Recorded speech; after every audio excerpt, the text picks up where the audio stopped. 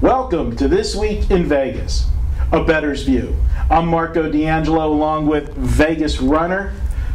I want to say the only guy featured on CNBC sports betting feature, but if you guys would have heard the conversation 1 minute before we went on air, and yeah, you know what, you guys have had fun with Marco, and you bust my Is this about me being ranked #1? No.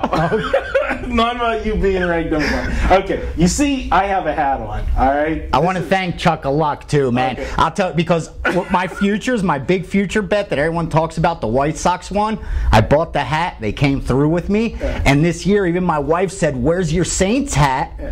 And Chuck a Luck came through, and I now am a proud owner of the New Orleans Saints hat, baby. Thanks, Chuck. Okay, now let me just tell you, okay, what is exactly happening here on This Week in Vegas. Before we go on, I said, "Where's your hat?"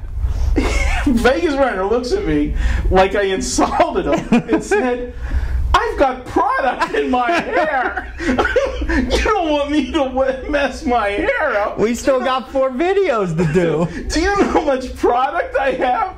Okay, so yeah, this is Vegas Runner. This is This Week in Vegas and behind the scenes. Metrosexual Vegas Runner. Wow. Okay. Hey, Chuck. Thanks, man. Yeah, really, thanks for the hat. Good looking out, man. Good looking out. Sorry we didn't get to hook up this week. Sent you an email in the morning. We had a change of plans, and we ended up getting great time. We ended up getting to snag friend of pregame. Who came in second in the Hilton contest, Eric. You know, everybody knows him as E on the site. He had the skybox at the MGM Sportsbook for the whole weekend. They were there. Him and his whole crew, man. They were a wild bunch. Real good time. I thought we were going to get surprised and have Chuck a Luck come over, but obviously he probably didn't get the email. He was out. He didn't get the email until he got back in later in the night. He emailed me later, and sorry about that. He'll be back out. You're back out. We're there. VR will be there. And picking him up from the airport. And I'll tell you what, if he's got product in his hair, I'll let you ruin it. That's what I'm going to do. Because then it looks like you got flakes when you got product and you run your hands through it. Oh, my God. Now I know why you're late every time we go somewhere. All right. Okay. Let's talk. Super Bowl. It was a great time. What a weekend of playoff action. I mean, every possible emotion with the Jets being up 11 at one time over the Colts. It looked like when they got into the half down only 4, the momentum had shifted. The confidence started to, leave the Jets and started to go into the Colts. And we've done this before, the whole year it's been like that for Indianapolis. So, I think once they were able to go in the half only down 4, the confidence was there. They weren't rattled, and they brought out that second half line, Colts -7, which would have made them, only minus whatever for the game, since they were down 4, would have made them -3 for the game. I thought it was huge value on the second half, and people saw what happened in the first half, and they went up betting the Jets, and I was worried. I'll tell you the truth. I had the Jets, and I was worried at that point, but that second game, what an emotional roller coaster for everyone. Well, let's go back to the first game for a second, and you touched upon it.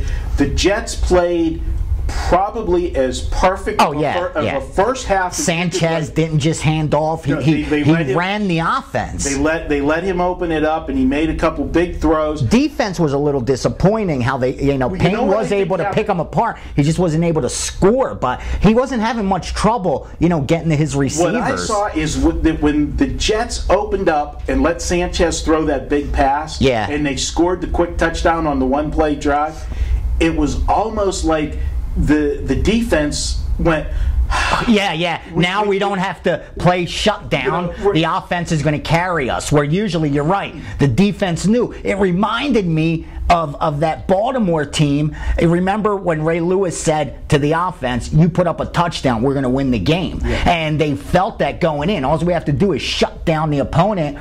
we get a couple field goals, we're going to win the game. But you're right. It seemed like they let out a sigh of relief, like, all right, finally, we got points on the board. We don't have to go out there and play lock-up defense. And you do that against Peyton Manning, and he's just going to slice and dice you. And that's what he did. And he did. And I think the point that was made is that when they cut it to 4 right before the half, you had the Jets that had to say, we've done everything. Played the perfect game, and we're still only up 4. Yeah. It's like you're hearing footsteps. Yeah. And Peyton's done it all year. This Colts team, I don't know how many times they've been down.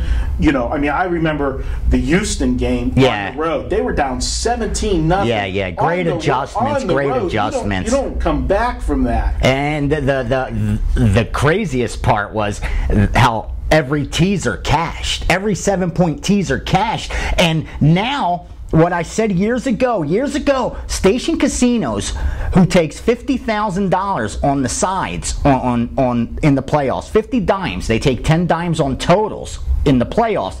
They only take nickel teasers. They went to this a few years ago when their sportsbook manager at the time came up with a formula, and what he said was, when you get to the second round of the playoffs, all the way to Championship Sunday, the true odds of a 7-point teaser are closer to -180 than -130. And when we're only having to lay 130, the casinos getting the worst of it.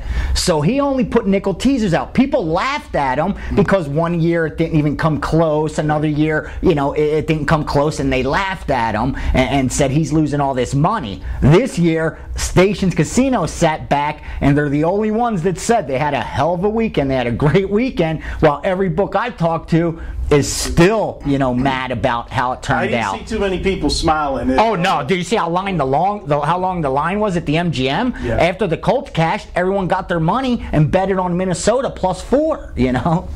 Crazy weekend, and leading up to the Super Bowl. We're not going to talk about the Super Bowl here because we're going to do a little preview. We're going to do some of that in our remaining podcast today, and then of course next week, we'll have our official Super Bowl podcast, and we'll give you some. And I think we're probably going to take a look at some props next week. For sure. Because there's just pages. Everybody's waiting for them to come out. I mean, the Hilton was always the first because it's Jay Cornegay who runs the book, and he was at the Imperial Palace, and that was known for props. So they had already started doing their props, and what happened was they started working on Saints Colts props before the games even started. They do this every year. A few years in a row, they've got an upset happen on Championship, and they had to go back and rework everything. This year, they're so far ahead, they've been already able to put them out. So that's real exciting. But we can't forget, while all this is going on and all the talk about the football, now's where you can really take advantage of some basketball, I think. Really, we had like 1 week, you did it and I did it, where the college just wasn't running at all, and the wise guys were getting killed. The lines that were moving were not getting there, and it seems like things have settled down, my friend. They have settled down quite well. You're having a nice week. We're taping on Thursday. You're heading into tonight. You're 14-5 for the week. Yeah, I bumped up the volume a little. I'm extremely selective, but now I see the adjustments being made, and I'm starting to be able to pick off those runs by when are the sharps numbers the strongest, when are mine the strongest. And when you see that, it's like you play poker. When you're hot and you're running, you gotta push. And right now I just felt it, and I said, why hold back? Be selective. Don't change that motto, but at the same time, don't be afraid to fire. Right. I'm on a nice run with the basketball as well since Saturday. Yeah, you've been on fire with the basketball, hitting money line winners and stuff. The stuff has been, the top plays have been winning, and we've been dogs That's what's winning. Most important. Yeah, the dogs winning outright and that. So, right now you can't go wrong with either one of us in basketball. And you're still ranked number 1 with college basketball with money 1. I'm currently in the top 10 in the NBA, and we're winning as well in college. So a lot of good things going on here. And just a great weekend. Unfortunately, VR and myself, we both ended up having New Orleans as I had the Saints. I'm not gonna lie. we lost the game by half a point. And, and I'll be the first to admit, New Orleans shouldn't even have won the game, really. I mean, Minnesota outplayed them Sunday. Give them their credit. As much as, and this will be wrapping it up, as much as I've bashed Brett Favre this year with, everything, the way he's handled things, being the prima donna, but I bet you he doesn't put product in his hair. No, not that scruff. Yeah, okay. But that game Sunday, he was a warrior. They pounded him from pillar to post. Yeah. That was their game plan. Hit him every. Don't worry about sacking him. Yeah. Just hit him. Make sure and he played a hell of a game. Played a great game. But they carried him off the field one team. But just like Brett Favre, he thinks one too many. Exactly, where he tries to get it done when sometimes he shouldn't. And what happened? The same result, baby. Well, we're out of time. Go Saints. He's Vegas Runner. I'm Marco D'Angelo. This is This Week in Vegas. We'll talk to you next week. I'll see if I can get some product for next week. I'll get you some.